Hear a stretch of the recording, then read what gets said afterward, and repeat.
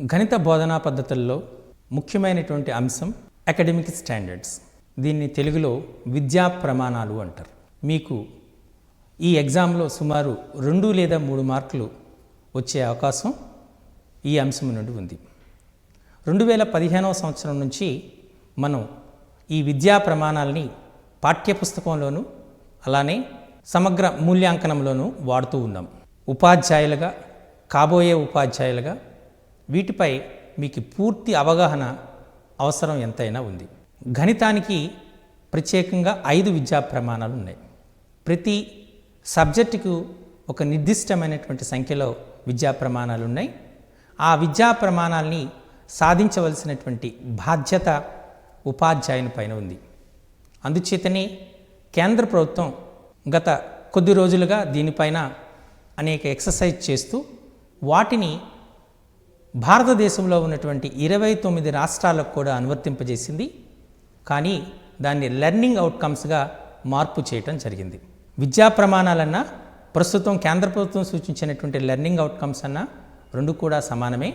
కానీ ఈ learning outcomes అనేటువంటి అంశం పైన మీకు ఏ విధమైనటువంటి ప్రశ్నలు రావు, విద్యా ప్రమాణాలపైనే ప్రశ్నలు వస్తాయి. కాబట్టి వాటిని మీరు శ్రద్ధగా నేర్చుకోవాల్సినటువంటి అంశం ఉంది. 2015కు ముందు బిఎడ్ చేసినటువంటి విద్యార్థులకు ఈ విద్యా ప్రమాణాలపైన పూర్తి అవగాహన ఉండదు. ఎందుచేతంటే అప్పుడు వాళ్ళు నేర్చుకున్నటువంటి సామర్థ్యాలు జ్ఞానము, వినియోగము, అప్లికేషన్ మరియు నైపుణ్యం, knowledge, understanding, application and skill అనేటువంటి బ్లూమ్స్ టాక్సానమీ ఆధారంగా ఈ 4 అంశాల మీదనే పాఠ్య ప్రణాళికను రచించటం, ఆ పాఠ్య ప్రణాళిక ఆధారంగా పాఠ్యాంశాన్ని బోధించటం జరుగుతుంది.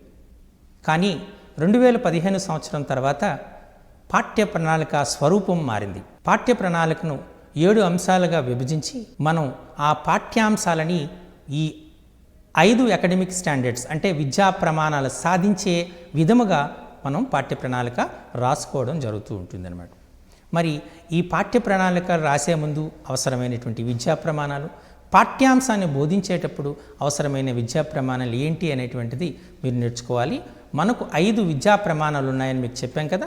మొదటిది ప్రాబ్లమ్ సాల్వింగ్ అంటే సమస్యా సాధన. రెండవది reasoning and proof. Reasoning and proof అంటే కారణాలు చెప్పటం. మూడవది కమ్యూనికేషన్, వ్యక్తీకరణము. ఏ వ్యక్తీకరణం అంటే గణిత భాషలో వ్యక్తీకరించడం, దిస్ కమ్యూనికేషన్. సింపుల్గా మనం కమ్యూనికేషన్ అనేటప్పటికీ వాస్తవానికి ఇది మ్యాథమెటికల్ కమ్యూనికేషన్. నాలుగవది కనెక్షన్స్, మ్యాథమెటికల్ కనెక్షన్స్, గణిత శాస్త్రముతో సంబంధాలు. ఐదవది representation and visualisation. Representation and visualisation అనగా దృశ్యీకరణము, ప్రాతినిధ్యపరచటం. ఇవి 5 అంశాలు. వీటిని 5 విద్యా ప్రమాణాలని కూడా అంటారు. ఈ 5 విద్యా ప్రమాణాలలో మొదటి ప్రశ్న మీకు రాబోయే మొదటి ప్రశ్న ఏంటి అంటే గణిత శాస్త్రంలో ఉన్నటువంటి విద్యా ప్రమాణాల సంఖ్య ఎంత అంటే ఏమి రాస్తారు? 5 అని రాయాలి. ఆ 5 ఏంటి అనేటువంటిది ఒకదానికొకటి విపులంగా నేర్చుకుందాం. ముందుగా ఆ 5 ఏంటి అనేటువంటిది మీకు తెలియాలి. మొదటిది సమస్యా సాధన, రెండవది కారణాలు చెప్పటం, మూడవది గణిత భాషలో వ్యక్తీకరించటం, నాలుగవది గణిత శాస్త్రముతో సంబంధాలు, ఐదవది దృశ్యీకరణ, ప్రాతినిధ్యపరచటం. ముందుగా మొదటిదైనటువంటి సమస్యా సాధన గురించి తెలుసుకుందాం. గణిత శాస్త్రంలో ప్రతి సమస్యా సాధన కిందే వస్తుంది. ఈ సమస్యా సాధన అనగానే మనకు గుర్తుపెట్టుకోవాల్సింది ఏంటంటే ఆ సమస్యా సాధనలో ఉపయోగించినటువంటి స్టెప్స్ ఆధారంగా సమస్యను సాధించాలి. ఇక్కడ సమస్యా సాధన విధానానికి ప్రాధాన్యత ఇవ్వబడుతుంది. ఏ విధానంలో సమస్యను సాధింపబడింది, ఏ పద్ధతిని అనుసరించారు, ఆ పద్ధతి సులభతరంగా ఉందా, క్లిష్టముగా ఉందా, ఈ అంశాలని ఈ సమస్యా సాధనలో ఉపయోగించడం జరుగుతుంది. సో సమస్యా సాధనలోకి ప్రతి గణిత సమస్య కూడా వస్తుంది. మరి ప్రతి గణిత సమస్యా సాధనలోకి వచ్చేటప్పుడు మిగతా 4 ఎందుకు ప్రవేశపెట్టారు అనేటువంటి డౌట్ అందరికీ రావచ్చు. కానీ సమస్యా సాధన అనేది పద్ధతిపై ఆధారపడుతుంది అని చెప్పాను కదా. మరి కొన్ని దాంట్లో ఆ సమస్యను సాధించాలంటే విశ్లేషణాత్మకమైన సహేతుకమైనటువంటి కారణాలు చెప్పవలసి వస్తుంది. ప్రతి స్టెప్ ఒక నిర్దిష్టమైనటువంటి అంశము చేత సపోర్ట్ చేయవలసి ఉంటుంది. అంటే ఇటువంటి వాటిని మనం లాజికల్ స్టెప్స్ అనేటువంటి కూడా అంటాం, తార్కికమైనటువంటి స్టెప్స్ అని చెప్తాం. అటువంటి సందర్భాల్లో మనం రీజనింగ్ అనేటువంటిది చాలా అవసరం అవుతుంది. ఒక్కొక్క దాన్ని మనం చర్చించేటప్పుడు దానిలో తార్కికత ఎంత ఉంటుందో అనేటువంటి మీకు తెలుస్తుంది. అంటే చాప్టర్లో లేదా సమస్యలో తార్కికత ఎక్కువగా ఉంటే ఆ సమస్యని మనం రీజనింగ్ అండ్ ప్రూఫ్ విద్యా ప్రమాణం క్రింద తీసుకోవడానికి సాధ్యమవుతుంది. కొన్ని సమస్యలను సాధించేటప్పుడు మనకు గణిత పరిభాష అనేటువంటిది చాలా అవసరం అవుతుంది.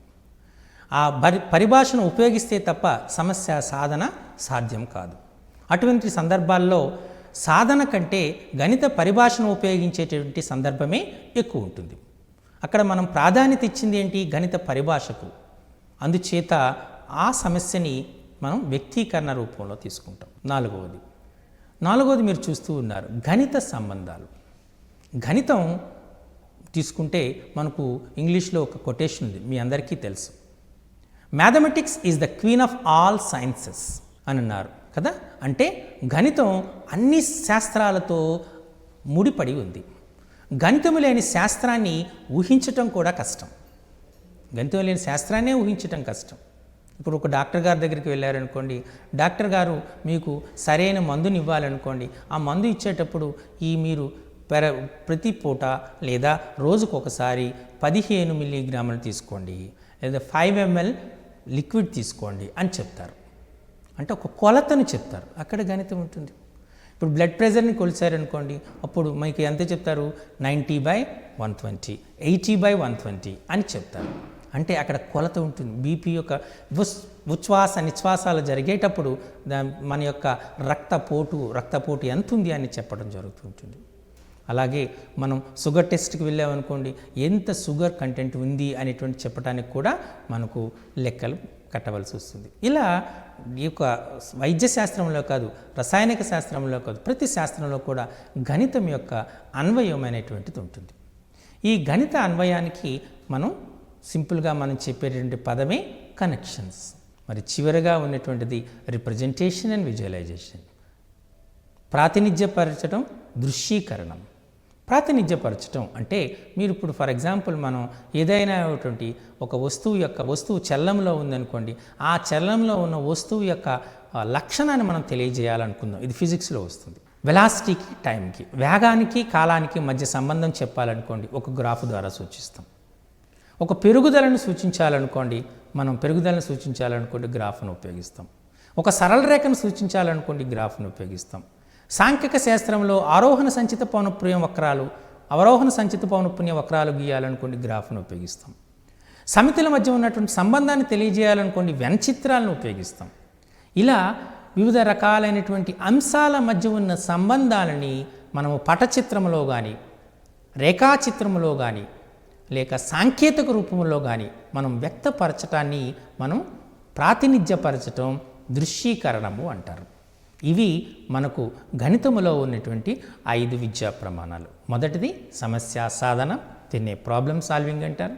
రెండవది కారణాలు చెప్పటం, అంటే రీజనింగ్ అండ్ ప్రూఫ్. మూడవది వ్యక్తీకరణము, కమ్యూనికేషన్ అంటారు. నాలుగవది కనెక్షన్స్, గణిత సంబంధాలు. ఐదవది రిప్రజెంటేషన్ అండ్ విజువలైజేషన్, ప్రాతినిధ్యపరచటము, దృశ్యీకరణం. సమస్యా సాధనం, ఇది మొదటి విద్యా ప్రమాణం. సుమారు 80% ఆఫ్ ద ప్రాబ్లమ్స్ అనేవి సమస్యా సాధన కిందే వస్తాయని ముందుగానే చెప్పాను మీకు. అందుచేతనే మనం పేపర్ తయారు చేసేటప్పుడు 40% సమస్యా సాధన కింద ఇచ్చాం. ఒక ప్రశ్నాపత్రాన్ని తయారు చేసేటప్పుడు 40% ప్రాబ్లమ్ సాల్వింగ్కి, 20% రీజనింగ్ అండ్ ప్రూఫ్కి, 10% కమ్యూనికేషన్స్కి, 15% కనెక్షన్స్కి, 15% రిప్రజెంటేషన్ అండ్ విజువలైజేషన్కి ఇవ్వటం జరుగుతుంది.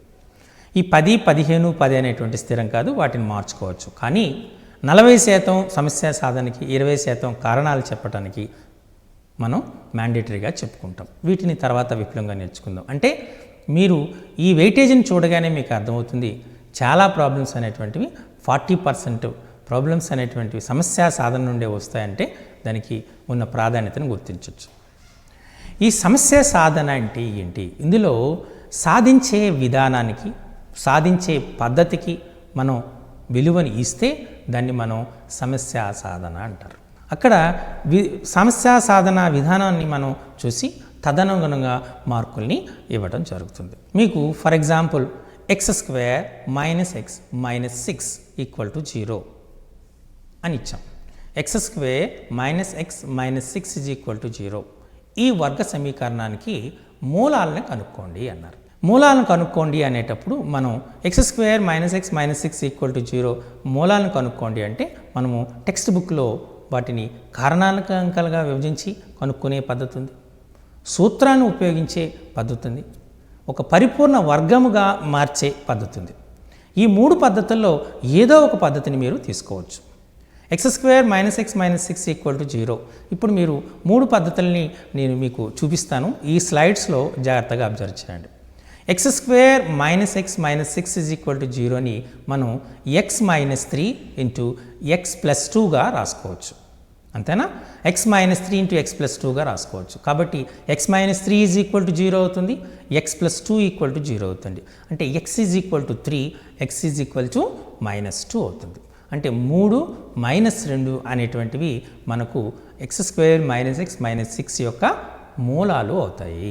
ఇక్కడ మీరు బాగా గుర్తుపెట్టుకోవాల్సిన అంశం ఏంటి అంటే సమీకరణం ఇచ్చేటప్పుడు మూలాలు అనే పదం వాడాలి, బహుపది ఇచ్చేటప్పుడు బహుపది శూన్యాలు అనేటువంటి వాడాలి. చాలామంది విద్యార్థులు, కొద్దిమంది ఉపాధ్యాయులు కూడా ఇందులో తప్పు చేసే అవకాశం ఉంటుంది. బహుపది అని ఇచ్చేటప్పుడు బహుపదిని తృప్తిపరిచే విలువలని బహుపది శూన్యాలు అంటారు, సమీకరణానికి తృప్తిపరిచే విలువలని మూలాలు అంటారు. ఇంగ్లీష్లో అయితే రూట్స్ అంటాం, అలాగే బహుపది శూన్యాలని జీరోస్ ఆఫ్ ద పొలినామియల్ అంటాం. కాబట్టి మనం గణిత ఉపాధ్యాయులుగా గణిత భాష పైన నిఖచ్చితత్వం ఉండాలి. కాబట్టి వీటిని జాగ్రత్తగా గుర్తుపెట్టుకోండి. సో ఇక్కడ మూలం అంటే ఏంటి? ఆ సమీకరణాన్ని తృప్తిపరిచాయి. మీరు క్లియర్గా చూసుంటారు. x² - x - 6 = 0. ముందుగా మనం ఏం చేసాం? -6ని కారణాంకాలుగా విభజించాం. అప్పుడు -3, 2 వచ్చింది. తర్వాత ఏం చేసాం? x² - 3x + 2x - 6 = 0 వేసాం. తర్వాత ఏం చేసాం? x కామన్ తీసాం. x - 3 ప్లస్ -2 + 2 కరెక్ట్ +2 × x - 3 = 0 వేసాం. తర్వాత ఏం చేసాం? x - 3 కామన్గా ఉంది కాబట్టి x - 3ని తీసుకుని x + 2 వేసాం. చివరిగా x - 3 of x + 2 = 0 వచ్చింది కదా. ఇక్కడ సమస్యను సాధించే విధానానికి మనం ప్రాధాన్యత ఇచ్చాం. కాబట్టి ఈ ప్రశ్న దేనికి వస్తుంది? సమస్యా సాధన కింద వస్తుంది. దీన్నే మనం పరిపూర్ణ వర్గంగా కూడా చేయొచ్చు. అలాగే దీన్ని మనం గ్రాఫ్ ద్వారా కూడా సాధించవచ్చు. ఏ పద్ధతిలో సాధించినా మనం సాధనా క్రమానికి విలువనిస్తున్నాం కాబట్టి దీన్ని మనం సమస్యా సాధన కింద తీసుకోవచ్చు. అర్థమైందా? సో ఇలా మనం సమస్యా సాధన దానికి చేస్తున్నాం. అలాగే మీకు చాలా ప్రశ్నలు వస్తూ ఉంటాయి. ఒక ఘనము తీసుకున్నారు, ఒక ఘనము యొక్క భుజము ఇంత, ఈ ఘనం యొక్క భుజం ఇంత, ఇప్పుడు ఘన పరిమాణాన్ని కనుక్కోండి, లేదా ఉపరితల వైశాల్యాన్ని కనుక్కోండి, ప్రక్కతల వైశాల్యం కనుక్కోండి, సంపూర్ణతల వైశాల్యం కనుక్కోండి అని ఇస్తారు. అందుచేతనే జనరల్గా సింపుల్గా ఒక ప్రశ్న సమస్యా సాధన కింద వస్తుందా లేదా అని తెలుసుకోవడానికి కొన్ని కొండ గుర్తులు ఉన్నాయి. యాక్చువల్గా దీన్ని అందుచేతనే కొండ గుర్తులు అన్నాం. ఫైండ్ ద వాల్యూ అనగానే అది సమస్యా సాధన కిందే వస్తుంది. ప్రత్యేకంగా దాని గురించి ఏమీ చేయక్కర్లేదు. Okay, find the value. Find అనగానే డెఫినెట్గా solve the problem, solve x² - x - 6 = 0 అక్కడ ఎలా వస్తుంది. అండ్ సింప్లిఫై ద గివెన్, సూక్ష్మీకరించండి. ఇలా మనం ఇచ్చినటువంటి ప్రశ్న విధానాన్ని బట్టి కూడా అది ఏ సమస్య కింద వస్తుందో మనం క్లారిటీగా చెప్పచ్చు. ఇవన్నీ నేను కేవలం మీకు అర్థం కావడానికి చెప్పాను, కానీ జనరలైజ్ చేసినటువంటిది మాత్రం కాదు. క్లియర్? కానీ ఫైండ్ అనగానే జనరల్గా మీకు అది వచ్చేస్తుంది, దానిలోనే వస్తుంది అనమాట. ముఖ్యంగా సాంఖ్యక శాస్త్రంలో వచ్చిన ప్రతి ప్రశ్న కూడా మీకు మ్యాక్సిమం అది గ్రాఫ్ లేని రిప్రజెంటేషన్ అయితే ఖచ్చితంగా సమస్య సాధన కిందే వస్తుంది. ఇచ్చినటువంటి పట్టికను ఆధారంగా ఆ దత్తాంశం యొక్క మధ్యగతాన్ని కనుక్కోండి, లేదా ఇచ్చినటువంటి పట్టిక ఆధారంగా దత్తాంశం యొక్క బాహుళకాన్ని కనుక్కోండి, లేదా ఈ దత్తాంశం యొక్క బాహుళకము ఎంత, ఈ దత్తాంశం యొక్క సగటు ఎంత. Sine theta plus cos theta is equal to 2 అయితే sine square theta plus cos square theta విలువ ఎంత. ఇలా మనకు ప్రశ్నలు ఎంత, what is the value of the given expression are find the value, okay, solve it. ఇలా ప్రశ్నలు వేస్తే అవి ఖచ్చితంగా సమస్య సాధన కింద వస్తాయి. కాబట్టి మీరు అటువంటి సమస్యలని సమస్య సాధన కిందనే గుర్తుపెట్టుకోండి. క్లియర్? ఇప్పుడు ఈ సమస్య సాధన పైన అనేక రకాలైన ప్రశ్నలు వేయవచ్చు. For example, A equal to 1 2 3 4, set A equal to 1 2 3 4, B equal to set 5 6 7 8. A union బిని కనుక్కోండి, ఏ ఇంటర్సెక్షన్ బిని కనుక్కోండి, ఏ మైనస్ బిని కనుక్కోండి, బి మైనస్ ఏను కనుక్కోండి. ఇలా ప్రశ్నలు మనం అడిగే ఛాన్సెస్ అనేటువంటి ఉంటాయి. సో ఈ ప్రశ్నలు కూడా సమస్య సాధనలోనికే వస్తాయి. అలా ప్రతి చాప్టర్లో కూడా ఒక శ్రేణిలో 7వ పదం 10, 15వ పదం 23, 30వ పదం ఎంత. లేదా ఒక అంక శ్రేణిలో 7 పదాల మొత్తం 49, 17 పదాల మొత్తం 289 అయితే 30 పదాల మొత్తం ఎంత. ఇది కూడా మనకు ఈ ప్రాబ్లమ్ సాల్వింగ్లోనికే వస్తుంది. అందుచేత మీరు ప్రాబ్లమ్ సాల్వింగ్లో నాకు తెలిసి ఎటువంటి ఇబ్బంది పడరనే అనుకుంటున్నాను. మనం మరొక విద్యా ప్రమాణాన్ని చూద్దాం. కారణాలు చెప్పటం, రీజనింగ్ అండ్ ప్రూఫ్. కొన్ని సమస్యలను సాధించేటప్పుడు సహేతుకమైనటువంటి రీజనింగ్ కావాలి. సహేతుకమైన రీజనింగ్ కావాలి అంటే సహేతుకమైనటువంటి కారణం కావాలి. ఆ కారణాన్ని మనం చెప్పేటప్పుడు మనం ఒక పద్ధతిలో రాయగలగాలి. ఆ ప్రతి స్టెప్ని కూడా ఒక సహేతుకమైనటువంటి కారణం చెప్పగలగాలి. ఫర్ ఎగ్జాంపుల్, మీకు ఒక సమస్యతో దీన్ని అర్థం చేయడానికి ప్రయత్నం చేస్తాను. If cos theta is equal to 1 minus x square by 1 plus x square, cos theta equal to 1 minus x square by 1 plus x square అని ఇచ్చాడు. Where x is not equal to 0 and x is not equal to 1 అని ఇచ్చాడు. వీటిపైన మనకు సాధ్యమవుతుందా సాధ్యం కాదా అనే ప్రశ్న అడగవచ్చు. లేదా if cos theta is equal to 1 plus x square by 1 minus x square modulus X is not equal to 1, is it possible or not, justify your answer. ఇది ఇంగ్లీష్లో అయితే. తెలుగులో అయితే cos theta is equal to 1 plus x square by 1 minus x square modulus X not equal to 1 అయితే ఇది సాధ్యమేనా అనే ప్రశ్న అడుగుతాడు. ఇది సాధ్యమేనా అనే ప్రశ్న అడిగేటప్పుడు మనం చేయవలసినటువంటి పని ఏమి, సహేతుకమైన కారణాలు చెప్పండి అంటాడు. Justify your answer, say the reasons, verify the given statement whether it is true or false, okay, write the reasons for it. ఇటువంటి ప్రశ్నలు వచ్చాయనుకోండి, ఆ ప్రశ్నలకు వచ్చినటువంటి సమస్య ఖచ్చితంగా రీజనింగ్ అండ్ ప్రూఫ్, కారణాలు చెప్పటము అనేటువంటి విద్యా ప్రమాణం కింద వస్తుంది. ఎందుచేతనంటే ఈ అన్ని ప్రశ్నల యొక్క స్వభావం ఏంటి అంటే వాటిని కారణాలు చెప్పాలి, సహేతుకమైనటువంటి వివరణ ఇవ్వండి, కారణాలు చెప్పండి, మీ సమాధానాన్ని సమర్థించండి, సరి అయిన సమాధానాన్ని సహేతుకంగా తెలపండి, సరి చూడండి, ఇచ్చినట్టు వాక్యము సత్యమా అసత్యమా, మీ యొక్క సమాధానాన్ని సమర్థించండి. ఇటువంటి ప్రశ్నలు వచ్చాయనుకోండి, ఖచ్చితంగా అది కారణాలు చెప్పటాలని వస్తుంది. మరి ఇప్పుడు ఇచ్చిన ప్రశ్నను చూద్దాం. Cos theta is equal to 1 plus x square by 1 minus x square modulus X is not equal to 1 అని ఇచ్చాం. 1 plus x square by 1 minus x square అనేటువంటిది మీరు చూస్తే 1 ప్లస్ ఎక్స్ స్క్వేర్ అనేది 1 మైనస్ ఎక్స్ స్క్వేర్ కంటే ఎల్లప్పుడూ పెద్దదే. కరెక్టేనా? ఎందుచేత 1 ప్లస్ ఎక్స్ స్క్వేర్ అనేది 1 కంటే ఎక్కువ, 1 మైనస్ ఎక్స్ స్క్వేర్ ఏంటంటే 1 కంటే తక్కువ. ఇక్కడ 1 plus x square by 1 minus x square అనగానే మనకు చూసినటువంటి ఇది ఏ రకమైన భిన్నం అని తెలియజేస్తుంది చెప్పండి? లవము ఎక్కువ, హారము తక్కువ. లవము ఎక్కువ, హారము తక్కువగా కలిగినటువంటి భిన్నాన్ని మనం ఏమంటాం? అపక్రమ భిన్నము అంటారు. అంటే దీని యొక్క విలువ 1 కంటే ఎక్కువగా ఉంటుంది. అంతేనా? కానీ కాస్ థీటా విలువ ఎల్లప్పుడూ -1, 1ల మధ్యనే ఉంటుంది, 1 యొక్క విలువను మించదు. మరి cos theta equal to 1 + x² / 1 - x² ఇచ్చేటప్పుడు దాని విలువ ఏమవుతుంది? 1 కంటే ఎక్కువగా ఉంటుంది. ఇది సాధ్యమేనా? సాధ్యం కాదు. ఇంకొక రకంగా కూడా చెప్పచ్చు, సైన్ థీటా కాస్ థీటా అనేవి క్రమభిన్నాలే, అపక్రమ భిన్నాలు కావు. బట్ 1 + x² / 1 - x² అనేటువంటిది అపక్రమ భిన్నం ఈ సందర్భంలో కూడా సాధ్యం. కాబట్టి వెంటనే ఇమీడియట్గా మీరు ఏం రాస్తారు? ఇది సాధ్యము కాదు అంటారు. బాగానే ఉంది. సాధ్యము కాదు అని రాసేస్తే సరే అయిపోతుందా? చాలామంది ఆన్సర్ని ఇక్కడితోనే పూర్తి చేస్తారు. కానీ వాస్తవానికి మీరు జాగ్రత్తగా పరిశీలిస్తే x = 0 అయినప్పుడు కాస్ థీటా = 1 + x² / 1 - x²లో x 0 అవుతుంది.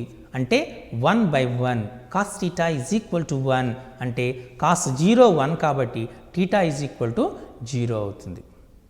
ఇక్కడ సాధ్యం. అందుచేత మీ సమాధానం ఎలా ఉండాలి? x = 0 అయినప్పుడు సాధ్యమవుతుంది, మిగతా x విలువలకు సాధ్యము కాదు. It is true for x = 0 but not true for the rest of the values of x for where all x belongs to r అని రాయాలి. సో సాధ్యమవును అని రాసినా మార్క్స్ పూర్తిగా రావు, సాధ్యము కాదు అని రాసినా పూర్తిగా రావు. ఇక్కడ మార్కులు పూర్తిగా తెచ్చుకోవాలంటే మీరు రాయాల్సిన సమాధానం ఏంటి? For x = 0 it is true but for the rest of the values it's not true.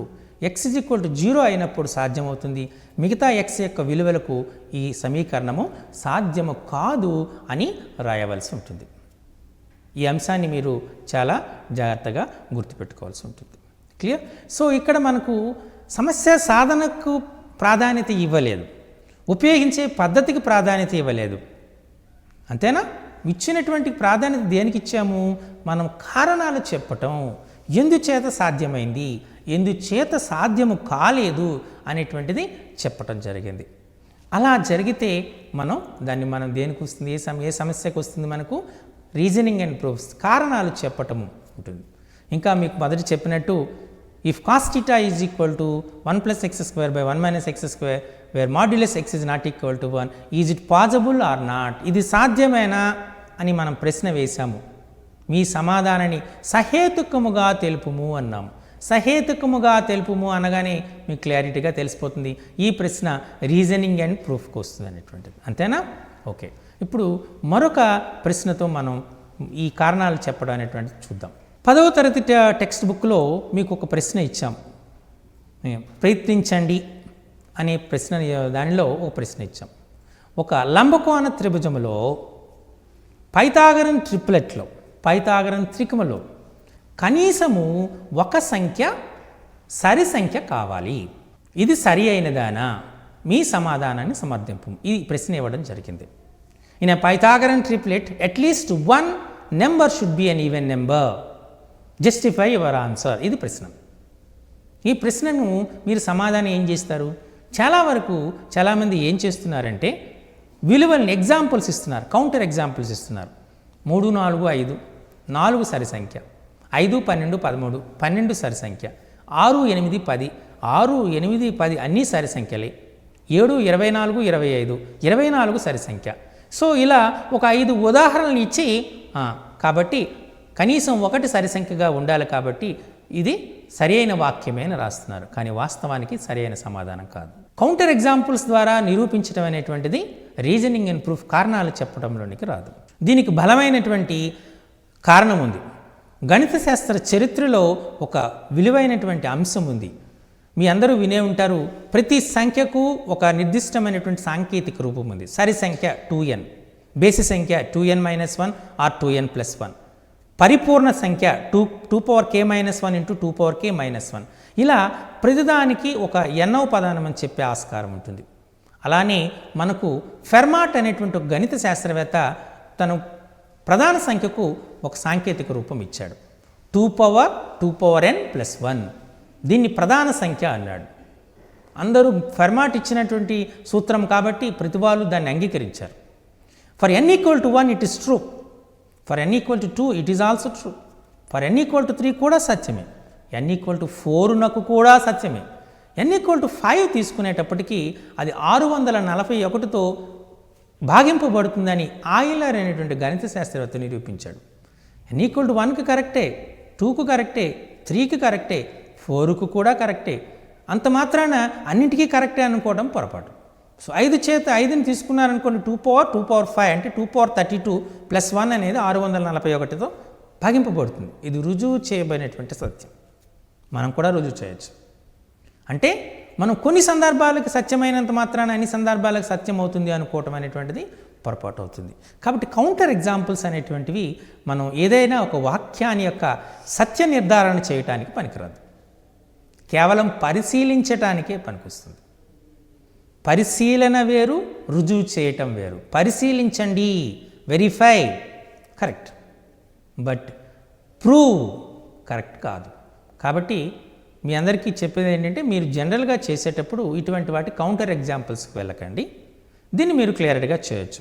ఇప్పుడు మీరు ఈ స్లైడ్ని జాగ్రత్తగా మీరు అబ్జర్వ్ చేస్తే, ఈ స్లైడ్లో నేను ఒక టేబుల్ ఇచ్చాను. మనకు ఏ సంఖ్యకైనా 2 సాధ్యాసాధ్యాలు ఉంటాయి. ఒకటి, ఆ సంఖ్య సరి సంఖ్య అయినా కావాలి, లేదా బేసి సంఖ్య అయినా కావాలి. ఇప్పుడు ఏబిసి అనేది ఒక పైథాగరన్ ట్రిప్లెట్ అనుకుందాం. ఇప్పుడు ఏబిసి అనే పైథాగరన్ ట్రిప్లెట్ చూస్తే, ఆ పైథాగరన్ ట్రిప్లెట్లో మనం ఏబిసి అనే 3 సంఖ్యలు కదా. ఏబిలో మనం తీసుకుందాం, ఏ సరి సంఖ్య అనుకుందాం, బిని కూడా సరి సంఖ్య అనుకుందాం. A² సరి సంఖ్యకు వర్గం సరి సంఖ్య, B² సరి సంఖ్య వర్గం సరి సంఖ్య. కాబట్టి సరి సంఖ్య ప్లస్ సరి సంఖ్య సరి సంఖ్య. దీనికి మీకు కావాలంటే ఉదాహరణ 6, 8, 10 అంతేనా. 6² 36, 8² 64, 10² 100, 36 + 64 = 100. ఇది ఒక పైథాగరన్ ట్రిప్లెట్, అన్నీ సరి సంఖ్యలే. ఇప్పుడు మళ్ళీ రెండో సందర్భం చూద్దాం. ఏను సరి సంఖ్య అనుకుందాం, బిని బేసి సంఖ్య అనుకుందాం. సరి సంఖ్యకు వర్గము A² సరి సంఖ్య, బేసి సంఖ్యకు వర్గము బేసి సంఖ్య, సరి సంఖ్య ప్లస్ బేసి సంఖ్య బేసి సంఖ్య, అంతేనా కదా. మనం ఇప్పుడు మేము దీన్ని చూసారనుకోండి, మనకు సరి సంఖ్య, బేసి సంఖ్య, బేసి సంఖ్య, ఏబీసీని ఒక ఆర్డర్లో రాశారనుకోండి, సరి సంఖ్య, బేసి సంఖ్య, బేసి సంఖ్య. ఇందులో సరి సంఖ్య ఉంది కదా. ఓకే, ఇప్పుడు మరి మూడో సందర్భం చూద్దాం. ఏ బేసి సంఖ్య అనుకుందాం, బి సరి సంఖ్య అనుకుందాం. బేసి సంఖ్య వర్గం బేసి సంఖ్య, సరి సంఖ్య వర్గం సరి సంఖ్య, సరి సంఖ్య ప్లస్ బేసి సంఖ్య అగైన్ బేసి సంఖ్య. అంటే బేసి సంఖ్య, సరి సంఖ్య, బేసి సంఖ్య, ఇందులో సరి సంఖ్య ఉంది. ఇప్పుడు ఏబీలని బేసి సంఖ్యలు అనుకుందాం. A² అంటే బేసి సంఖ్య స్క్వేర్ బేసి సంఖ్య, B² బేసి సంఖ్య స్క్వేర్ బేసి సంఖ్య, బేసి సంఖ్య ప్లస్ బేసి సంఖ్య సరి సంఖ్య.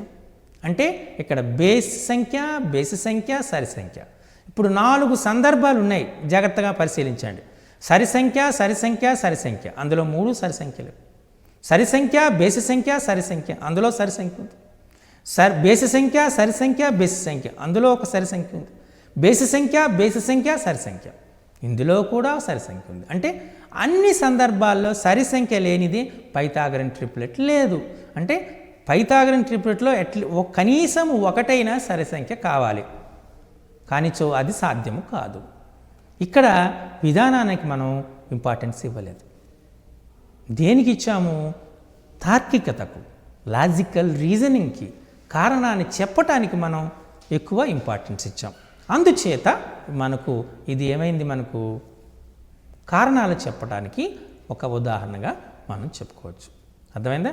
ఇలా మనం కారణాలు చెప్పటానికి అధిక ప్రాధాన్యత ఇవ్వగలిగినటువంటి సమస్యలని కారణాలు చెప్పటంలో తీసుకోవాలి. ఇది రెండవ విద్యా ప్రమాణము, కారణాలు చెప్పటం. సో ఇది కారణాలు మీకు అర్థమైందా? సమస్య సాధనకి కారణాలకి మధ్యనటువంటి వ్యత్యాసం. అక్కడ సమస్య సాధన పద్ధతికి విలువనిస్తున్నాం, ఏ విధంగా సాధిస్తున్నాం అనే దానికి విలువనిస్తున్నాం, కాబట్టి దాని సమస్య సాధన తీసుకుంటున్నాం.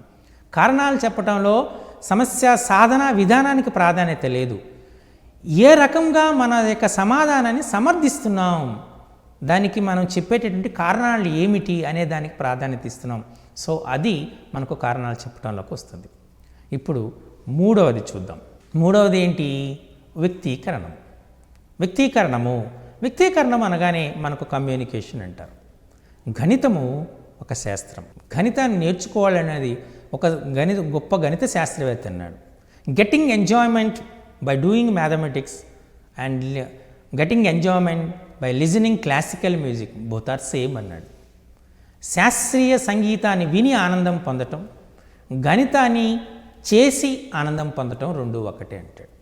ఎవరైనా శాస్త్రీయ సంగీతాన్ని విని ఆనందం పొందటం అనగానే అవహేళన చేస్తారు. అందులో ఏముందిరా సారి గామ పదన అని 8 అక్షరాలని లాగి విడిచిపెడతారు. దాన్నే శాస్త్రీయ సంగీతం అంటారంటూ కొద్దిమంది అవహేళన చేస్తారు. కానీ ఆ శాస్త్రీయ సంగీతానికి రోగాలన్నీ మాపేటటువంటి శక్తి కూడా ఉంది. అందుచేతనే మ్యూజిక్ థెరపీలో ఈ క్లాసికల్ మ్యూజిక్ను వాడుతున్నారు, మీ అందరికీ తెలిసిన విషయమే. అది శాస్త్రం యొక్క శిశుర్వేత్తి పశుర్వేత్తి గానం అని అన్నారు. కాబట్టి గానానికి ఆ సంగీతానికి అంత శక్తి ఉంది. అలాగే గణితానికి కూడా అంతే శక్తి ఉంది. గణితంతో మనం ఆటలాడుకోవచ్చు, గణితంతో మనం అనేక రకాలైనటువంటి పనులు చేయొచ్చు, గణితంతో మానసిక ఆనందాన్ని కూడా పొందొచ్చు. గణితం అంత గొప్పటటువంటి శాస్త్రం కదా. మరి గణిత శాస్త్రం ఎప్పుడైతే ఇంత గొప్ప శాస్త్రమో వాటికి కూడా కొన్ని సంకేతాలు ఉంటాయి, కొన్ని పదాలు ఉంటాయి. గణితానికి స్వయంగా కొన్ని పదాలు ఉంటాయి. మీరు ఫర్ ఎగ్జాంపుల్ మనం గణితంలో తీసుకున్నారనుకోండి, గణితంలో కొన్ని పదాలని గణితంలోనే చూడగలుగుతాం, వేరే దగ్గర చూడలేం. వైకల్పికము, సముచ్చయము ఇటువంటి పదాలు వేరే శాస్త్రంలో ఎక్కడా కనబడం. గణితానికి మాత్రమే సంబంధించినటువంటి పదాలు ఉంటాయి. ఇప్పుడు స్వరూపాలు అనే పదం తీసుకున్నాం, అది గణితంలో ఉంటుంది, మిగతా దాంట్లో కూడా ఉంటుంది. కానీ కొన్ని పదాలు మాత్రం ప్రత్యేకంగా గణితానికి సంబంధించిన పదాలే ఉంటాయి. కాబట్టి గణిత పరిభాషలో ఆ పదాలను తెలుసుకోవాలి. అలాగే సంకేతాలు చాలా అవసరం మనకు. ఈక్వాలిటీ సింబల్, సమానత్వ గుర్తు, స్వరూపత గుర్తు, గ్రేటర్ దాన్ గుర్తు, లెస్ దాన్ గుర్తు, ఇలా మైనస్, గుణకారపు గుర్తు, ఇలా వివిధ గుర్తులు ఉంటాయి. ఈ గుర్తులని ఉపయోగించడం అనేటువంటి వాడి విద్యార్థికి ముందుగా రావాలి. ఎప్పుడైతే వివిధ గుర్తులను ఉపయోగించడం సాధ్యమవుతుందో విద్యార్థి గణితాన్ని సులభంగా వ్యక్తీకరిస్తాడు. కాబట్టి మనం ఇచ్చినటువంటి అంశాలని గణిత పరిభాషలో వ్యక్తీకరించగలిగితే ఆ సమస్యని మనం వ్యక్తీకరణము అనేటువంటి అంటారు. ఉదాహరణకు మనం జనరల్గా మీరు పరీక్షల్లో చూస్తూ ఉంటే ఒక దత్తాంశానికి మనం వర్గీకృత దత్తాంశం అందాం. ఒక వర్గీకృత దత్తాంశానికి బాహుళకం కనుగొనే సూత్రాన్ని రాసి అందులోని పదాలను వివరింపుము అంటాడు. లేదా మధ్యగతము సూత్రము రాసి అందులోని పదాలని వివరింపుము. ఒక శంకువు యొక్క ఘనపరిమాణానికి సూత్రాన్ని రాసి అందులోని పదాలని వివరింపుము అంటాడు. అంటే సూత్రము రాయాలి. సూత్రం ఎలా రాస్తాము? సాంకేతిక పరంగా రాస్తాం. శంకువు యొక్క ఘనపరిమాణము ఈజ్ ఈక్వల్ టు 1/3 πr² అని రాస్తాం. ఇందులో ఆర్ భూవ్యాసార్థము, హెచ్ శంకువు యొక్క ఎత్తు అని మనం అంచనా వేసి రాస్తాం. ఇలా సూత్రములో రాయటాన్ని సాంకేతిక రూపంలో రాసి దానిలోని పదాలను వివరణ చేస్తే మనం దాన్ని వ్యక్తీకరణ రూపంలోకి వస్తుంది. మనం జనరల్గా ఇప్పుడు లాగరిథమ్స్ ఉన్నాయి, సమర్గమానాలు ఉన్నాయి. లాగ్ a² b³/c⁴ విస్తరింపుము అంటాం. విస్తరింపుము అంటే మనం పదాలలో రాస్తాం. 2 log a + 3 log b - 5 log c అని రాస్తాం. విస్తరింపుము. సూక్ష్మ పదాల్లో రాయము. ఇలా మనం అడిగే ప్రశ్నను బట్టి ఉంటుంది. సో వీటిని సూత్ర రూపంలో రాయమన్నాం కానీ, విస్తరింపమన్నాం కానీ, సూక్ష్మీకరించడం కానీ, దశాంశ భిన్న రూపంలో వ్యక్తపరచడం కానీ, ఇలా మనం రాస్తే ఒక రూపంలో ఉన్న దాన్ని ఇంకొక రూపంలో వ్యక్తపరిస్తే దాన్ని కూడా మనం ఈ వ్యక్తీకరణంలోనికే వస్తుంది. వ్యక్తీకరించటం, అలా వ్యక్తీకరించడం అనేటువంటిది మీరు చూస్తే జనరల్గా ఇది చాలా సులభమైనటువంటి విద్యా ప్రమాణమని అనుకోవాలి. మనం చాలా వీటి కోసము పద సమస్యల్ని చాలా ఇచ్చాం. టెక్స్ట్ బుక్లో చాలా పద సమస్యలు ఉన్నాయి. మనకి ఒక దీర్ఘచతురస్రం యొక్క పొడవు దాని వెడల్పునకు 3 యూనిట్లు ఎక్కువ, వాటి వైశాల్యం 48 చదరపు యూనిట్లైనా వీటి మధ్య సంబంధాన్ని తెలియజేసే సమీకరణం తెలియజేయము అంటాడు. అంటే అప్పుడు ఏం చేయాలి? ఒక దీర్ఘచతురస్రం యొక్క వెడల్పుని x అనుకోవాలి. అప్పుడు పొడవేమవుతుంది? x + 3 అవుతుంది. సో కాబట్టి దీర్ఘచతురస్రం యొక్క వైశాల్యం సూత్రం ఏంటి? X of X plus 3. ఎంత ఇచ్చాడు? 48. So X of X plus 3 is equal to 48. X square plus 3x minus 48 is equal to 0. ఇక్కడ ఈ పద సమస్యను అంతటినీ ఒక వర్గ సమీకరణంగా వ్యక్తీకరించాం. ఇలా మనం గణిత పరిభాషలో గణిత సాంకేతికాలని గణిత సంజ్ఞలని ఉపయోగించి మనం వ్యక్తీకరిస్తే ఆ సమస్యలని మనం జనరల్గా ఏమంటామంటే వ్యక్తీకరణము అంటారు. ఇందులో మీరు అడిగే ప్రశ్నని చాలా జాగ్రత్తగా మీరు అబ్జర్వ్ చేసి ఉండాలి. అడిగే ప్రశ్న అంటే ఎలా ఉంటుందంటే, ఇదే ప్రశ్న నేను ఏదైనా ఒక దీర్ఘచతురస్రం యొక్క పొడవు దాని వెడల్పునకు 3 యూనిట్లు ఎక్కువ, దాని వైశాల్యం 48 చదరపు యూనిట్లు అయితే ఈ సందర్భానికి తగిన సమీకరణాన్ని రాయము అన్నారనుకోండి, అప్పుడు వ్యక్తీకరణం అవుతుంది. కానీ దాన్ని కొనసాగిస్తూ పొడిగిస్తూ ఆ దీర్ఘచతురస్రం యొక్క పొడవు వెడల్పును కనుక్కోండి అని అన్నారనుకోండి, అదేమవుతుంది? అది సమస్య సాధన అవుతుంది. ఇది మీరు బాగా గుర్తుపెట్టుకోవాలి. పొడవు వెడల్పును కనుక్కోండి, ఫైండ్ అని వచ్చింది కాబట్టి అక్కడ ఏమవుతుంది? అది సమస్య సాధన అవుతుంది. కాబట్టి మీరే చాలా జాగ్రత్తగా అబ్జర్వ్ చేసుకోండి. అర్థమైందా?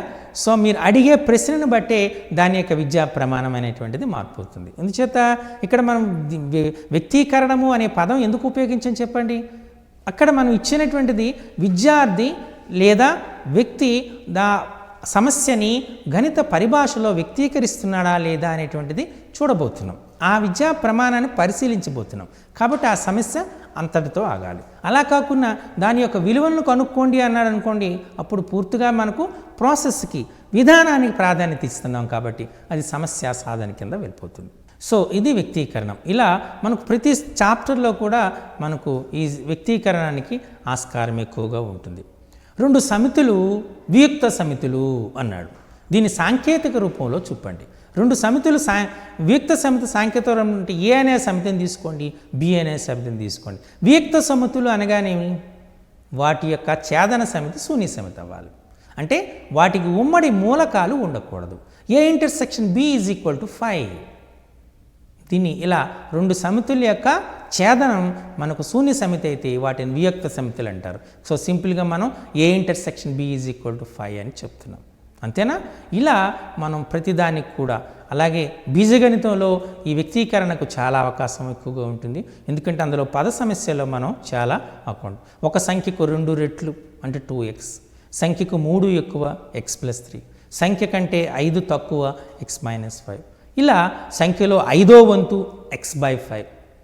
సో ఇలా మనం ఇచ్చినటువంటి సమస్యని సాంకేతిక రూపంలో గణిత సంజ్ఞలను ఉపయోగించి వ్యక్తపరచడాన్ని మనం వ్యక్తీకరణము అనేటువంటిది అంటారు. ఇది క్లియర్? సో ఇది 3వ విద్యా ప్రమాణం.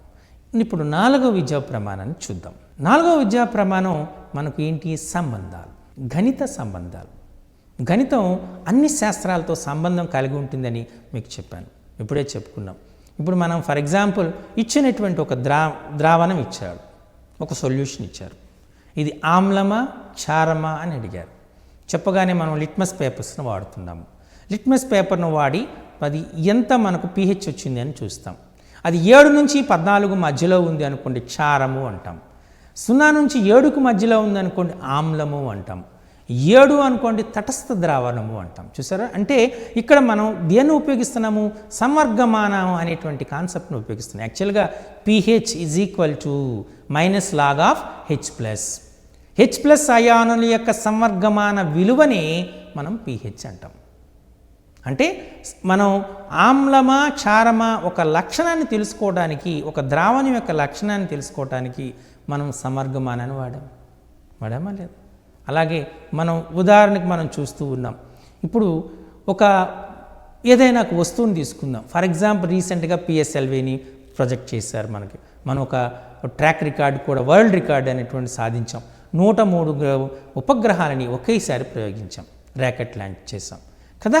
అక్కడ చేసేటప్పుడు ఎలా ర్యాంక్ చేశాము? అది భూమి యొక్క ఆకర్షణ స్థితిని దాటి పంపించగలగాలి. భూమి యొక్క ఆకర్షణ ఎంత దూరం ఉంటుంది, ఎంత వేగంతో చేయాలి అంటే దానికి భూమి యొక్క ఆకర్షణ పరిధిని దాటి పంపించాలంటే దాన్ని ఎస్కేపింగ్ వెలాసిటీ, పలాయన వేగము అంటారు. భూమిని యొక్క పలాయన వేగం 11.2 కిలోమీటర్స్ పర్ సెకండ్ ఉంటుంది. ఏదైనా ఒక వస్తువుని 11.2 కిలోమీటర్స్ పర్ సెకండ్ కంటే ఎక్కువ వేగంతో మనం విసరగలిగితే ఆ వస్తువు భూమి ఆకర్షణ పరిధిని దాటి వెళ్ళిపోతుంది. అంటే అది ఖచ్చితంగా మనం కొలవగలం. ఇక్కడ గణితాన్ని ఉపయోగిస్తున్నాం. ఇప్పుడు ఇసుక నేల పైన దూకాం, కాలు నొప్పి తక్కువగా ఉంటుంది. అదే సిమెంట్ నేలపైన దూకాం, కాలు నొప్పి ఎక్కువ పడుతుంది. లేదా మీరందరూ క్రికెట్ ఆడుతూ ఉంటారు. క్రికెట్ ఆడుతూ ఉన్నప్పుడు బంతిని కొట్టారు. క్రికెట్ బ్యాట్స్మెన్ బంతిని కొట్టాడు. బౌలర్ దాన్ని పట్టుకోవాలనుకున్నాడు. ఏం చేస్తాడు చెప్పండి? బంతిని కొద్దిగా చేతుల్ని కొద్దిగా ముడిచి తన బాడీకి శరీరానికి దగ్గరగా తెచ్చుకుంటాడు మొదటిది. రెండోది, బంతి పడేటటువంటి ఎత్తు కంటే కొద్దిగా తక్కువ ఎత్తులో చేతిని ఉంచుతాడు. అప్పుడే ఖచ్చితంగా బంతిని పట్టుకోగలుగుతాడు. ఇక్కడ 2 అంశాలు ఉన్నాయి. ఒకటి మనం కలిగింది ఇంపల్స్ అంటాం. ఇంపల్స్ అనే ఫిజిక్స్ కాన్సెప్ట్ వాడుతున్నాం. అలాగే రెండోది మ్యాథ్స్ కాన్సెప్ట్ వాడుతున్నాం. అది పరావలయ మార్గంలో ప్రయాణిస్తుంది. బ్యాట్స్మెన్ కొట్టేటటువంటి బంతి పరావలయ మార్గంలో ప్రయాణం చేస్తుంది. ఎందుచేత దాని యొక్క సమీకరణం y = ax - bx². ఇదే కారణం చేత ఇదొక వర్గ సమీకరణం. ఈ వర్గ సమీకరణం కారణం చేతనే మనం 10th క్లాస్ టెక్స్ట్ బుక్లో శాటిలైటు, స్పెటికల్స్, యాంటీనా, అలాగే సూర్యుని చుట్టూ తిరుగుతున్నటువంటి గ్రహము, ఈ పటాలన్నీ కూడాను వర్గ సమీకరణాలకు సంబంధించిన పటాలు అనేటువంటిది టెక్స్ట్ బుక్లో ఇవ్వడం జరిగింది. మీరందరూ పరిశీలించే ఉంటారు. సూర్యుని చుట్టూ వివిధ గ్రహాలు అనేటువంటివి మనకు ఎలిప్టికల్ ఆర్బిట్, దీర్ఘవృత్తాకార కక్షలో పరిభ్రమిస్తూ ఉంటాయి. దీర్ఘవృత్తాకార కక్షలో ఎలిప్స్, దీర్ఘవృత్తము, దాని యొక్క సమీకరణము x² + y² + b² = 1. ఇక్కడ ఏ అనేది ప్రధాన అక్షరం అయితే బి అని హ్రస్వాక్షరం అవుతుంది. ఇది ఒక వర్గ సమీకరణం. ఈ వర్గ సమీకరణం దేనిలో వర్గ సమీకరణం? అది 2 చరల రాశులు కలిగిన వర్గ సమీకరణం. ఏబీలు 2 సమానమే అనుకోండి, అది వృత్తాకారంగా మారిపోతుంది. కెమిస్ట్రీలో దీని అప్లికేషన్ వస్తుంది. నీల్స్ బోర్ అనేటువంటి వాడు కేంద్రము చుట్టూ ఎలక్ట్రాన్లు వివిధ వృత్తాకార కక్షల్లో పరిభ్రమిస్తాయని చెప్తే, శ్రోడింగర్ వచ్చిన తర్వాత కాదు, ఇవి సొమర్ఫీల్డ్ అనేటువంటి వాడు, శ్రోడింగర్, వీళ్ళంతా వచ్చిన తర్వాత కాదు, కేంద్రం చుట్టూ ఎలక్ట్రాన్లు వివిధ దీర్ఘవృత్తాకార కక్షల్లో పరిభ్రమిస్తున్నాయి అని చెప్పడం జరిగింది. ఇక్కడ ఈ అంశాలను ఎలా చెప్పగలిగినారు? గణితం యొక్క అప్లికేషన్. ఇలా మీరు వైద్య శాస్త్రం తీసుకోండి, రసాయనిక శాస్త్రం తీసుకోండి, ఇప్పుడు బయాలజీ తీసుకున్నారు, జీవశాస్త్రంలో తీసుకున్నారనుకోండి, జీవశాస్త్రంలో కూడా మనకు ఒక్కొక్క కణాలు ఒక సెకండ్లో ఎన్ని అభివృద్ధి చెందుతాయి ఇప్పుడు చెప్తూ ఉంటారు మనకి. ఉదాహరణకి మనం చూసేటప్పుడు మనం బ్లడ్ తీసుకుందాం, మన రక్తానికి వ్యాధి నిరోధక శక్తి అనే తెల్ల రక్త కణాల వల్ల వస్తుంది. సాధారణంగా ఆరోగ్యవంతమైనటువంటి వ్యక్తిలో తెల్ల రక్త కణాల సంఖ్య 150,000 నుండి 3,40,000 వరకు ఉంటాయి. ఈ 150,000 దాటి 3,40,000 వరకు ఉన్నవాడు ఆరోగ్యవంతమైనటువంటి వ్యక్తిగానే పరిగణిస్తాడు. ఈ రీసెంట్గా చాలా రకాల వ్యాధులు వస్తూ ఉన్నటువంటి ఉన్నాయి. అందులో డెంగ్యూ అనేటువంటిది ఒక వ్యాధి. అది తెల్ల రక్త కణాల సంఖ్యని తగ్గిస్తుంది. 150,000 కంటే తక్కువ వచ్చి ఇంకాస్త తగ్గుతూ ఉంటే అది డెంగ్యూ లక్షణంగానే పరిగణ చేస్తారు. దానికి తగ్గట్టుగానే దానికి వైద్యం జరుగుతూ ఉంటుంది. ఇక్కడ లెక్కిస్తున్నాం ఎన్ని తెల్ల రక్త కణాలు ఉన్నాయి, తెల్ల రక్త కణాల సంఖ్య ఎంత, దాని ఆధారంగా వాళ్ళ యొక్క వ్యాధి నిరోధకతను తెలియజేస్తున్నాం. ఇక్కడ గణితం అనేటువంటిది ఎంత పర్సంటేజ్ ఉంది అనేటువంటిది ఇక్కడ గణితం వాడుతున్నాం. లాభ శాతం ఎంత, నష్ట శాతం ఎంత అని జనరల్గా మనం ఈరోజు చూస్తున్నాం. సన్సెక్స్ని గురించి మనం అర్థం చేసుకోవాలనుకుంటే మనకు ఈ బిజినెస్ మ్యాథమెటిక్స్, వ్యాపార గణితం అనేటువంటిది బాగా రావాలి. అలాగే మనకు రీసెంట్గా ఒక సామాజిక శాస్త్రవేత్త చెప్పాడు, గణితాన్ని అన్వయిస్తూ ప్రపంచంలో జనాభా అనే గుణశ్రేణిలో పెరుగుతూ ఉంటే ఆహార ధాన్యాలు అంకశ్రేణిలో పెరుగుతున్నాయి. అందుచేతనే ఈ పేదరికము, అలాగే మనకు ఈ జనరల్గా ఈ ఆహార ధాన్యాల కొరత వస్తుందని. అంకశ్రేణి ఏంటి అవుతుంది? 2 4 అవుతుంది, 4 6 అవుతుంది, 6 8 అవుతుంది. అంటే 2 పెరుగుతున్నాయి. 2 పెరగటం వల్ల వచ్చేది అంకశ్రేణి. 2 చేత హెచ్చింపబడేది గుణశ్రేణి. 2 4 అవుతుంది, 4 రెళ్ళ 8, 8 రెళ్ళ 16, 16 రెళ్ళ 32. చూడండి, 2 4 6 8 4 స్థాయిలు తీసుకున్నాం. 2 4 8 16 32. అక్కడ మనకు 8 వచ్చింది, ఇక్కడ 32 వచ్చింది, 4 రెట్లు పెరిగింది. అంటే గ్యాప్ ఎంత పెరిగిపోతుందో. ఇది ఈ విధంగా గణితాన్ని కేవలం గణితానికి మాత్రమే పరిమితం కాకుండా సామాజిక శాస్త్రము, వైద్య శాస్త్రము అన్ని రంగాల్లో కూడా ఉపయోగించడం జరుగుతుంది. కాబట్టి గణితానికి అంత ప్రాధాన్యత. అటువంటి ప్రశ్నలను కూడా మనం చేయాలి. అంతఃసంబంధమైనటువంటి సంబంధాలు, మీ బాహ్య సంబంధమైనటువంటి సంబంధాలు, అంతఃసంబంధం ఒక చాప్టర్ నుండి ఇంకో చాప్టర్కి సంబంధం, బీజగణితం రేఖాగణితానితో సంబంధం ఉంటుంది. ఇవి కూడా సంబంధాల కిందే వస్తాయి.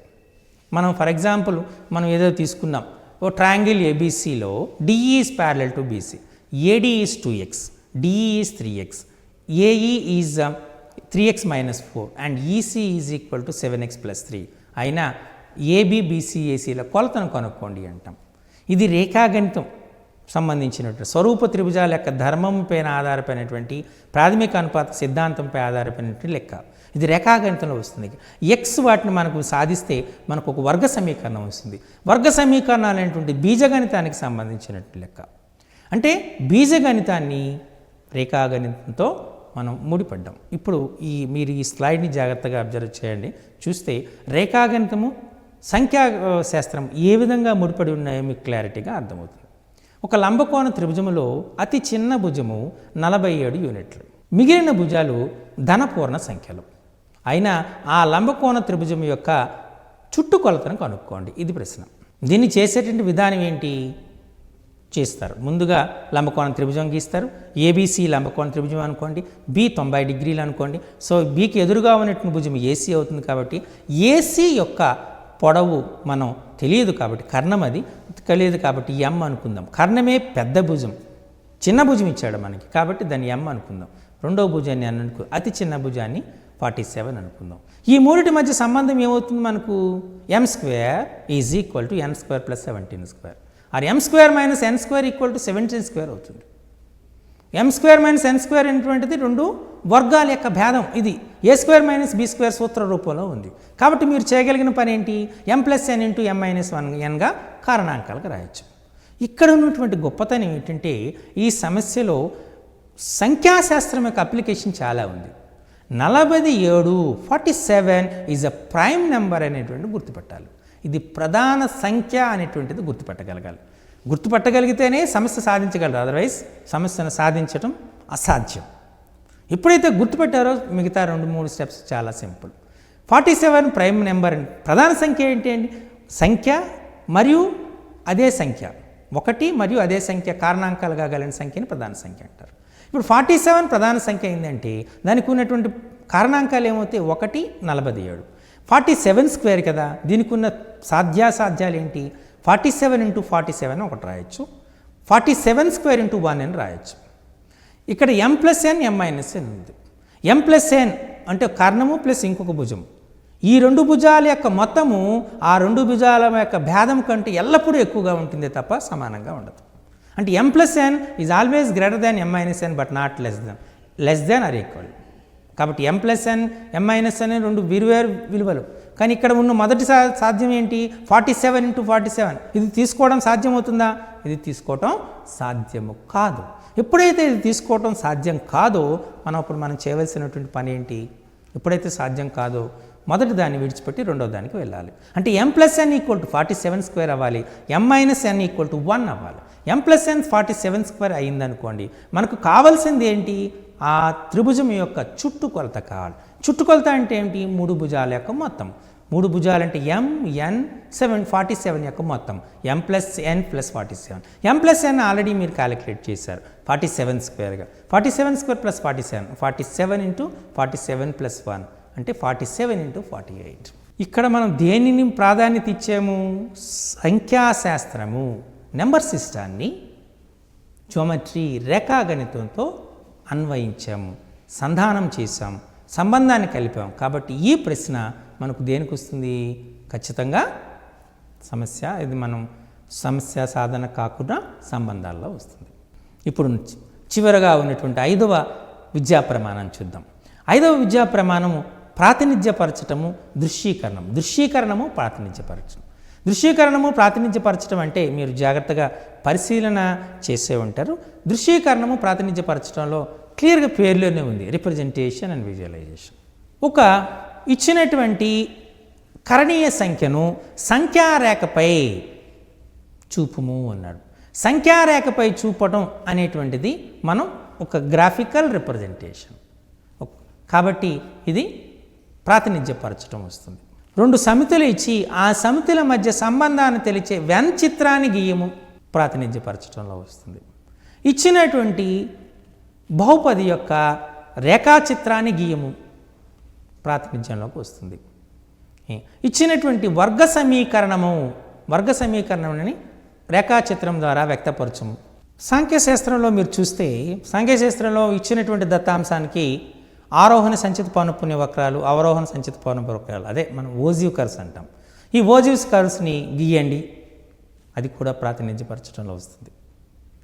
ఇచ్చినటువంటి కొలతల ఆధారంగా త్రిభుజాన్ని నిర్మించండి, లేదా ఇచ్చిన కొలతల ఆధారంగా త్రిభుజాన్ని నిర్మించి స్కేల్ ఫ్యాక్టర్ను ఉపయోగించి దానికి స్వరూప త్రిభుజాన్ని నిర్మించండి.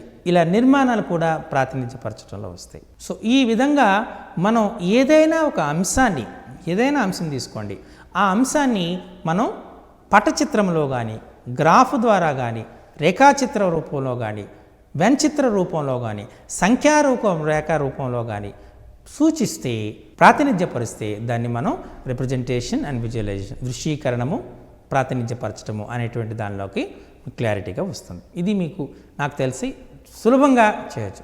ఇచ్చిన దానికి రేఖాచిత్రము గీయము అంటే అది మీకు క్లారిటీగా తెలిసిపోతుంది. నిర్మాణం చేయము, వెన్ చిత్రాన్ని గీయము, సంఖ్యారేఖపై సూచించుము, లేదా సంఖ్యారేఖపై చూపుము అని మీకు ప్రశ్నలు వచ్చాయనుకోండి. ఇచ్చినటువంటి బహుపది యొక్క రేఖాచిత్రాన్ని చేయము, లేదా పెయిర్ ఆఫ్ లీనియర్ ఈక్వేషన్స్ని ఏకచలరాశి లేదా ఇచ్చినటువంటి సమీకరణానికి రేఖాచిత్రం తెలుపుము. ఇలా మనకు ప్రశ్నలు ఇవ్వగానే వాటిని మీరు క్లియర్గా రిప్రజెంటేషన్ అండ్ విజువలైజేషన్లోకి క్లారిటీగా వచ్చేస్తుంది. ఇది రిప్రజెంటేషన్ అండ్ విజువలైజేషన్లోకి వచ్చినటువంటిది. ఓకే, సో మోస్ట్లీ ఈ 5టికి మధ్యలో ఒక ఎగ్జాంపుల్ తీసుకొని, ఒకే అంశాన్ని తీసుకొని 5 రకాలైన ప్రశ్నల్ని ఏ విధంగా అడగొచ్చో మీకు చెప్పడం ప్రయత్నం చేస్తా. తద్వారా ఇంకా క్లారిటీ వస్తుంది. √2 తీసుకున్నాం. √2 అనేది కరణీయ సంఖ్య కదా. ఈ కాన్సెప్ట్కి 5 రకాల ప్రశ్నలు తయారు చేయొచ్చు. మొదటిది ఏంటి? సమస్య సాధన. √2 = 1.414 అయితే √8 విలువను కనుక్కోండి. ఇది సమస్య సాధన కింద వస్తుంది. √2 = 1.414 √8 అంటే ఏం చేస్తారు? √8 అంటే 2√2 అంతే కదా. 2√2 అది. √2 1.414 ఇచ్చాము, ఇంటూ 2 అంటే 2.828. That's it. ఇది విలువ కనుక్కోవడం. ఇది సమస్య సాధనం. లేదా √2 యొక్క విలువను కనుక్కోండి సింపుల్గా. Find the value of √2. ఇది సమస్య సాధనకు వస్తుంది. క్లియర్? √2 డైరెక్ట్గా మీరంటే ఫైండ్ ద వాల్యూ ఆఫ్ √2 అనేది సమస్య సాధన. ఆ పద్ధతి మీకు తెలుస్తుంది. 2 వేసుకుంటారు, పాయింట్ ఒక 8 zeros వేసుకుంటారు. మనం వర్గమూలం కనుక్కునే విధానం ఉంది. ఆ వర్గమూలం కనుక్కునే విధానం ప్రకారం √2 యొక్క విలువను కనుక్కుంటారు. సుమారుగా 3 స్థానాలకి అదేమొస్తుంది? 1.414. సుమారుగా 3 స్థానాలకి 1.414 వచ్చినట్టుగా కనుక్కుంటారు. ఇక్కడ సమస్యను సాధించే విధానానికి మనం ప్రాధాన్యత ఇచ్చాం కాబట్టి ఈ ప్రశ్న మనకు ఇందులోని కొండ గుర్తుగా చెప్పాలంటే ఫైండ్ ద వాల్యూ ఆఫ్ √2 వచ్చింది కాబట్టి సమస్య సాధన. ఇప్పుడు రెండవది రీజనింగ్ అండ్ ప్రూఫ్, కారణాలు చెప్పటం. √2 is an irrational number or not? Justify your answer. √2 అనేది కరణీయ సంఖ్యనా? మీ సమాధానాన్ని సమర్థింపుము. ఇది ప్రశ్న. అప్పుడు ఏం చేయాలి? √2 కరణీయ సంఖ్య, లేదా ఇదే క్వశ్చన్ ఇంకో రకంగా చెప్పచ్చు. Prove √2 is an irrational number. √2 is an irrational. Prove, నిరూపించము అంటే కారణం. ఇందులో మీకు చాలా వస్తుంది. మీ ఇండైరెక్ట్ మెథడ్లో పోతారు. టెక్స్ట్ బుక్లో క్లియర్గా ఇచ్చినాం. అప్పుడు ఏమనుకుంటారు? √2 ఈజ్ అన్ ఇర్రేషనల్ నెంబర్ అంటే మీరు √2 ఈజ్ అ రేషనల్ నెంబర్ అనుకుంటారు. అప్పుడు √2 = p/q అనుకుంటారు. స్క్వేర్ చేస్తారు. చివరకు మీకు ఏమొస్తుంది? Your assumption is wrong, so given statement is correct. ఫైనల్గా √2 ఈజ్ అన్ ఇర్రేషనల్ నెంబర్ అని వస్తుంది. అర్థమైందా? కాబట్టి ఇది prove √2 is an irrational number అని అనొచ్చు. √2 is an irrational number or not? Justify your answer అని కూడా అనొచ్చు. ఇది కారణాలు చెప్పడంలో వస్తుంది. ఇప్పుడు మూడవది తీసుకుందాం. మూడవ కాన్సెప్ట్ ఏంటి మనకు? కమ్యూనికేషన్, వ్యక్తీకరణం. దేన్ని వ్యక్తీకరిస్తున్నాము? వ్యక్తీకరించాలి. వ్యక్తీకరించడాన్ని మనం ఎలా చెప్తున్నాము? ఒక సమద్విబాహు లంబకోణ త్రిభుజములో కర్ణము యొక్క పొడవు తీసుకున్నారు. భుజానికి √2 రెట్లు ఉంటుంది రాయాలి. అలా ఒక చతురస్రం యొక్క కర్ణము దాని భుజానికి √2 రెట్లు ఉంటుంది. అప్పుడు ఏం చేయాలి? చతురస్రం యొక్క కర్ణము ఈజ్ ఈక్వల్ టు a√2 అని రాయాలి. వేర్ ఏ ఈజ్ భుజము అని రాస్తారు. సో ఈ విధంగా మనం ఒక అంశాన్ని మనం సాంకేతిక రూపంలో వ్యక్తపరచడాన్ని మనం ఇదంటారు. Clear? Okay. Now coming to the next. నాలుగవది ఏం చేస్తున్నాము? సంబంధాన్ని కలుగచేయటం, సంబంధాన్ని తెలియచేయటం. ఒక త్రిభుజములోని కోణాల నిష్పత్తి 1:1:2 అయితే దాని భుజాల నిష్పత్తి ఎంత అని అడుగుతాడు. ఒక త్రిభుజంలో కోణాల నిష్పత్తి 1:1:2 అయిందంటే అది ఖచ్చితంగా సమద్విబాహు లంబకోణ త్రిభుజం అయి తీరాలి. ఎందుకంటే 45 డిగ్రీలు 90 డిగ్రీలు ఉంటేనే కోణాల నిష్పత్తి ఏమవుతుంది? 1:1:2 అవుతుంది. ఎప్పుడైతే 1:1:2 అయిందో భుజాలు ఏమవుతాయి? a√2a అవుతాయి. అంటే a:√2a అంటే 1:1:2. కాబట్టి ఈ విధంగా మనం ఈ నిష్పత్తిని దేంతో అనుసంధానం చేస్తున్నాము? జామెట్రీతో అనుసంధానం చేస్తున్నాం, రేఖాగణితంతో అనుసంధానం చేస్తున్నాం. కాబట్టి ఇక్కడ సంబంధం అవుతుంది. చివరగా మనకు వచ్చినటువంటిది రిప్రజెంటేషన్ అండ్ విజువలైజేషన్లో మనకు వచ్చింది √2. Represent √2 on a number line. √2ని సంఖ్యారేఖపై చూపుము. చూసారా? ఒకే అంశం √2 అనే అంశాన్ని 5 అకాడమిక్ స్టాండర్డ్స్లో మనం ఎక్స్ప్రెస్ చేయడానికి ఆస్కారం ఉంటుంది. ఫైండ్ ద వాల్యూ ఆఫ్ √2 సమస్య సాధన. √2 ఈజ్ అన్ ఇర్రేషనల్ నెంబర్. కారణాలు చెప్పటం. ఒక చతురస్రంలో కర్ణము దాని భుజానికి √2 రెట్లు ఉంటుంది. దీని సంకేత రూపంలో చెప్పటం వ్యక్తీకరణం. ఒక లంబకోణ త్రిభుజంలో కోణాల నిష్పత్తి 1:1:2 అయితే భుజాల నిష్పత్తి ఎంత? రేఖాగణితంతో నిష్పత్తిని అనుసంధానం చేయటం. √2ని సంఖ్యారేఖపై చూపటం, ప్రాతినిధ్యపరచడం, దృశ్యీకరణం. చూసారా? ఇలా మనం ప్రశ్నను అడిగే విధానాన్ని బట్టి దాని యొక్క విద్యా ప్రమాణమైనటువంటిది మారిపోతుంది. కాబట్టి మీకు ఈ 5 విద్యా ప్రమాణాలపైన పూర్తి అవగాహన వచ్చింది అనుకుంటున్నాను. వీటిపైనే అట్లీస్ట్ 2-3 క్వశ్చన్స్ వస్తాయి. కాబట్టి ఇందులో మీకు 9 మార్కులు వచ్చే ఛాన్సెస్ ఉన్నాయి. సో 9 మార్కులు కూడా 9కి 9 మీరు తెచ్చుకోవాలనుకుంటే ముఖ్యంగా ఈ విద్యా ప్రమాణాలపైన చాలా శ్రద్ధ పెడితే డెఫినెట్గా వస్తుంది. పెద్దగా ఇబ్బంది పడవలసింది లేదు. కన్ఫ్యూజ్ కాకుండా ఏ విద్యా ప్రమాణం ఏ సమస్యకు సంబంధించినది అని గుర్తుపెట్టుకోగలిగితే చాలా లాభం. ఎందుచేతంటే రేపు మీరు ఉపాధ్యాయులు అయిన తర్వాత మీరే స్వయంగా ప్రశ్నాపత్రాన్ని తయారు చేసుకోవాల్సి ఉంటుంది. కాబట్టి వీటిపైన స్పష్టత అనేటువంటిది చాలా అవసరం. సో స్పష్టత పొందారని అనుకుంటున్నాను. Thank you for listening.